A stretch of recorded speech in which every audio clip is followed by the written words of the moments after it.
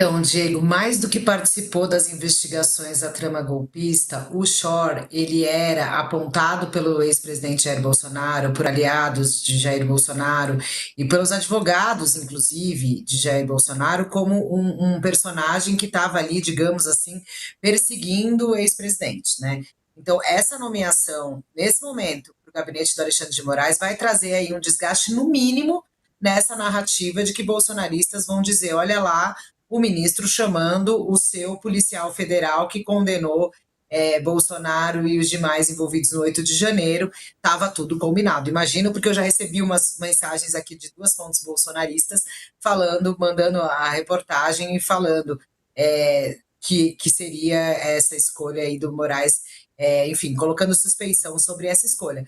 Mais uma questão aí, o ministro, o Chor é um delegado de carreira, né? Enfim, fez toda essa investigação. O ministro Alexandre de Moraes escolhe, ele traz ele para o seu gabinete, uma movimentação autorizada, praxe, pelo presidente do Supremo Tribunal Federal, mas essas críticas virão, é uma questão de tempo, essas críticas virão, tem que ver, entender um pouco mais o que Chor vai fazer no gabinete do Moraes e também assegurar, né, Diego, que ele deixa a corporação, ele deve ter pedido, obviamente, né, deixa a Polícia Federal para poder atuar no gabinete do ministro Moraes. Mas, de novo, eu estou dizendo aqui a narrativa que não é minha, tá? Que já chegou aqui também. É isso, vai começar a existir uma desconfiança sobre essa proximidade de Moraes com o delegado que conduziu o caso. E que já era apontado muito pelos advogados, por aliados do ex-presidente Jair Bolsonaro, como alguém que estaria ali fazendo uma perseguição e etc e tal. Ou seja, se o ministro Alexandre de Moraes já está aí no centro de uma crise instalada no STF, vai ter pelo menos mais esse, digamos, barulho aí para se incomodar com a cheadeira bolsonarista que vai acontecer. Vamos ver, vamos esperar, ver se vai de fato crescer essa reclamação, essa narrativa, se o ministro Alexandre de Moraes justifica aí a contratação do policial federal para o seu gabinete, para minimizar possíveis críticas e ver exatamente, entender um pouquinho o trabalho do Chor, porque que ele deixa a Polícia Federal e o que exatamente vai fazer no gabinete de Moraes. Exatamente. Ninguém questiona a competência dele, né, Couto? Mas quando a gente fala sobre essas relações, o Shor, ele já foi alvo de muitas críticas, inclusive de ataques. O Marcel Van Hatten, por exemplo, né, que é bolsonarista, atacou ferozmente o Shor e até foi indiciado por isso também. Outros bolsonaristas no mesmo caminho, né? Ele investigou o Felipe Martins, tem o próprio Jair Bolsonaro, que foi alvo de inquéritos do Shor. Bem lembrado, Diego. Não só ele foi criticado, ele vem sendo ameaçado, inclusive ameaçado de morte. Ele, a família, mulher, filhos e tal, ele vive no fio da navalha. Porque depois do Alexandre de Moraes, o grande inimigo dos bolsonaristas, principalmente dos mais radicais, né, bolsonaristas raiz, o grande inimigo é ele, é esse delegado Chora. Agora, vai criar mais um problema para o Alexandre de Moraes, que já está tão em evidência, que vai estar todo mundo de olho nesse delegado. O que ele vai fazer? Qual é o serviço que o Alexandre de Moraes vai dar para ele? Ele vai ter uma segurança especial, porque ele vai precisar, né? Então, é mais confusão. É impressionante como o Alexandre de Moraes gosta de viver fortes emoções, né? De outro lado, é uma atitude humana de proteger alguém que está sendo ameaçado de morte, né?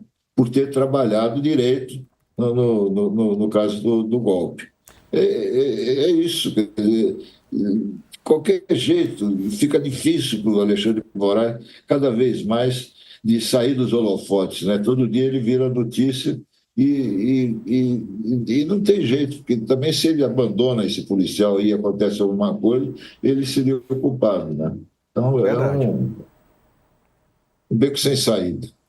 Agora, Carla, ele foi ameaçado até aqui, né? Estava vendo a reportagem que você me enviou, que traz o contexto, né? Que o coach mencionou a ameaça, que ele foi ameaçado depois, uma semana depois de indiciar o ex-presidente Jair Bolsonaro, recebeu o delegado uma ameaça de morte, né?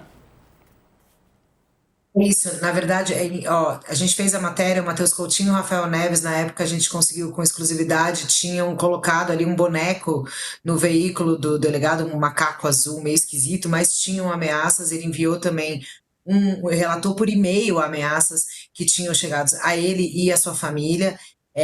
Enfim, foi no dia 15 de julho, né? Ele encaminhou isso, foi exatamente um pouco depois desse indiciamento, né, do Jair Bolsonaro. Deixa eu pegar aqui.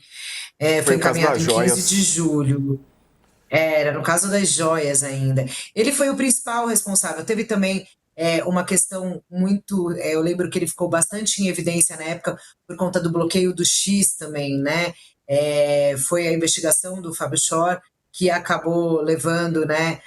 O ministro Moraes a suspender o X, aí naquela época que o X se recusou a bloquear e teve uma série de até problemas, né? Lembra que a Janja também falou do Musk, teve todo aquele problema quase que diplomático ali, era uma investigação do Fábio Chor, teve também ali algumas questões com Alan dos Santos, mas de fato o Fábio Chor ele foi um delegado bastante rígido aí nessas questões e jogou ali, né, bastante com o ministro Alexandre de Moraes, natural, ele estava na condução aí do inquérito. Agora, é o que o Tio falou e que eu também tinha mencionado anteriormente, Diego, é aquela coisa, né? Não basta ser honesto, tem que parecer honesto, não basta ser correto, tem que mostrar que é correto. O Fábio Chor pode ter todas as competências para ocupar o cargo ali no Supremo Tribunal Federal de auxiliar do ministro Alexandre de Moraes, não duvido que o tenha, mas é bom a gente entender e o gabinete explicar exatamente qual vai ser a função dele, o que ele vai fazer exatamente, e também explicar, né, e reforçar que ele, ao aceitar o cargo, e aceitou já, porque tem essa nomeação hoje no Diário Oficial, o que ele vai fazer, né? E que ele deixa a Polícia Federal. Enfim, eu acho que é isso.